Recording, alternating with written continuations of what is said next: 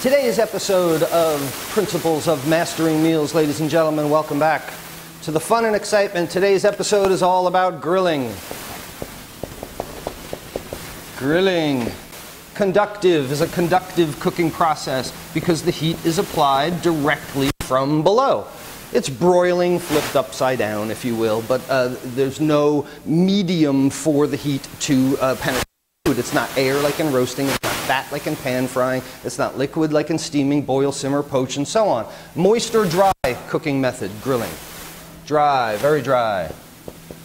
Dry, conductive cooking method. The thing about grilling is this is generally the most intense heat that you have at your disposal in the kitchen. Saute pan won't get as hot as quickly. Certainly an oven won't. A deep fryer won't. This is generally the highest, hottest, most intense heat that you can apply. So you have to be very careful about the items that you choose in grilling. The first thing is to choose items correctly.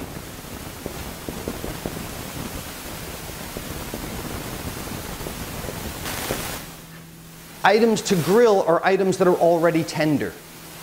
You're not going to tenderize something with a grill because that intense heat, you know, is going to get quickly through our progression of temperatures, caramelize sugars really quickly and not make it to the middle of the product. You don't take a gigantic eye-round roast and put it on the grill and just hope that you're going to roll it back and forth till the end of time and it's going to be cooked. It's going to be a briquette on the outside. It's going to be raw in the middle.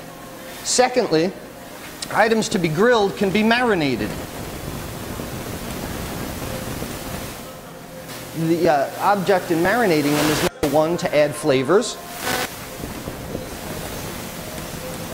All right, the flavor of your marinade, the aromatics, the soy sauce, the ketchup, the lime juice, tomato paste.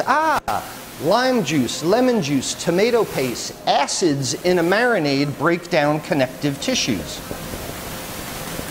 So anytime you can add a tomato product or a citrus juice or some vinegar or anything that's acidic in that regard, it has not a large effect. It's not going to take a chewy piece of meat and suddenly make it filet mignon.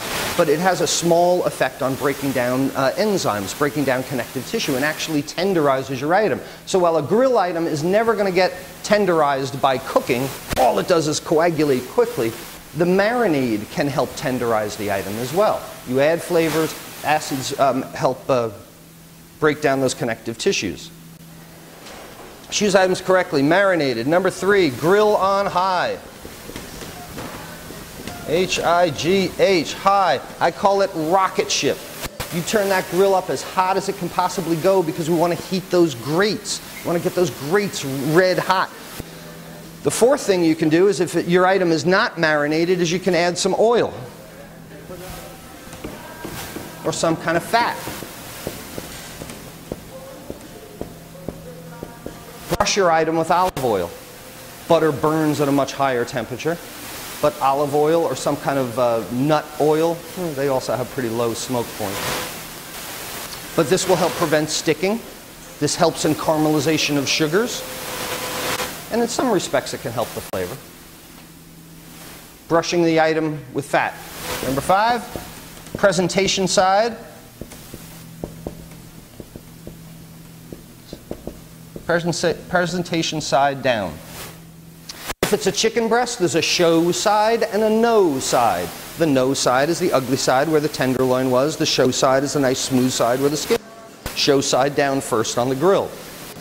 All right, so presentation side down. After a few minutes, we're going to peek. We're looking for the caramelization of sugars. All right, we're looking for grill marks. We peek up under it, we want to see some grill marks. 7, we can do the 90-degree turn. If you want to make nice cross-hatched marks, that usually is the sign of a nicely grilled item. The cross-hatched marks look a lot better than just the straight marks.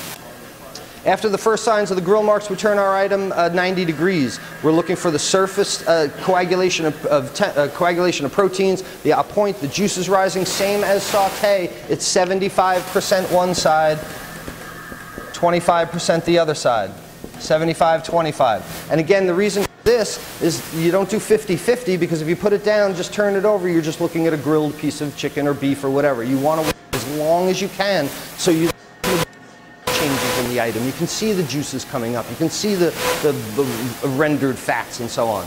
Number 9 is use your thermometer. Thermometer, number 9. And number 10 is what separates amateurs from professionals. Number 10, it's called bump and run. Worked in a restaurant for a while, you might have heard the phrase bump and run. You ever eat at a restaurant, order a steak, and you get all the blood swimming around on the bottom of the plate? You get this bloody steak, amateurish, bad plate presentation, just poorly done. You take a steak off a grill just like a roast, it doesn't stop cooking immediately, right? You get this carryover cooking. Off the grill and it goes on a plate, on a paper towel or something. This is the bump. So you want the juices all to come back to the middle of the steak. Anything that's going to come out of it, you want to come out of it. Bumped on a plate or a paper towel, onto the plate for service, run out to the dining room.